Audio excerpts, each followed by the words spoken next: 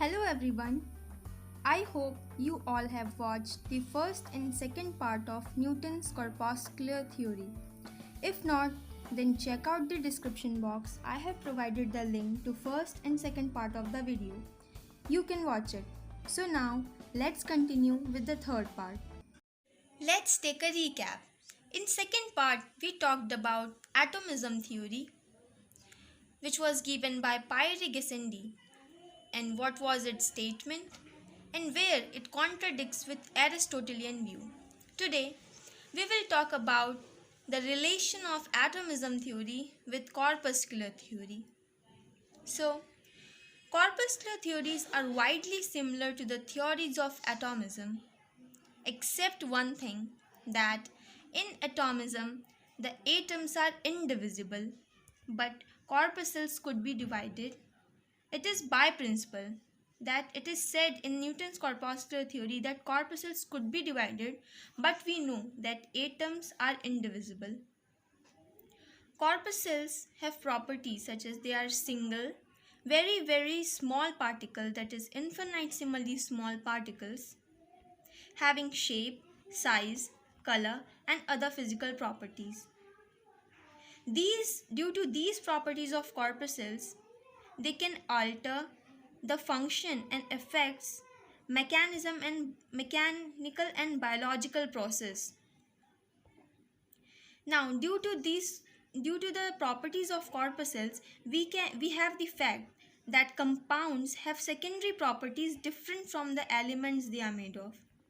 This means that we know elements have their own different properties, but when many elements combine to form compounds, they have secondary properties different from the elements.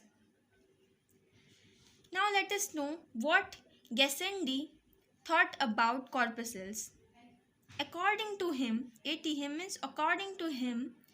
corpuscles are particles that carry other substance or substances and are of different types. Pierre Gassendi considered corpuscles as something carrying entities, that they can be emissions from solar entities, animals or plants.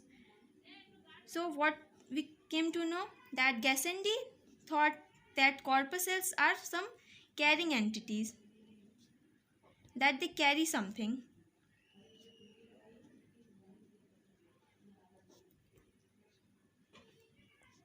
Now let us know what Isaac Newton thought. Isaac Newton used the existing corpuscular theories to develop particle theory of light. He used the existing corpuscular theory to develop the particle theory of light at that time. And Newton argued, from here these are the points to be noted which are important in Newton corpuscular theory. Newton argued that we can't explain reflection and refraction. I'm not talking about refraction, I'm not talking about polarization, interference and diffraction. We will see them later.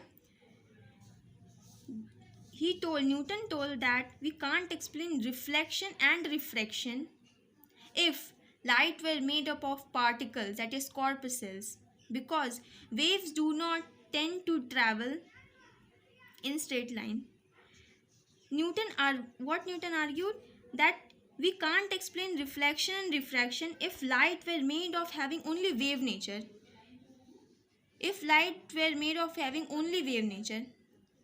These two properties could be explained only when we considered that light is made up of particles and not waves.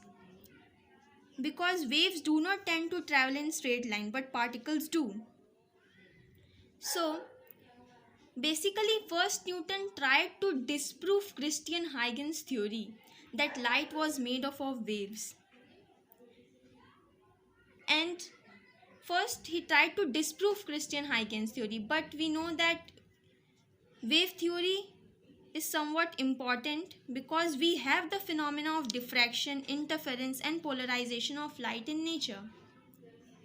So by performing one after one experiments, he was able to conclude that light was only made up of particles. He would only conclude this was not the full truth, that light is only made up of particles and not waves, by his experiment, that is prism experiment. He proved this by the prism experiment. You all have been knowing that. After this, as more and more experiments began to be done on this theory, it was found that corpuscular theory failed. Corpuscular theory failed to adequately explain diffraction, interference and polarization, because in corpuscular theory we considered light to be made up of particles which travel in straight line. But these phenomena could be explained if we considered light to be of wave nature. So it was abandoned. This theory, Newton's corpuscular theory, was abandoned in favor of Huygens wave theory due to its biggest limitation, that it was not able to explain diffraction, interference and polarization. So basically, Newton's corpuscular theory was totally correct in its domain.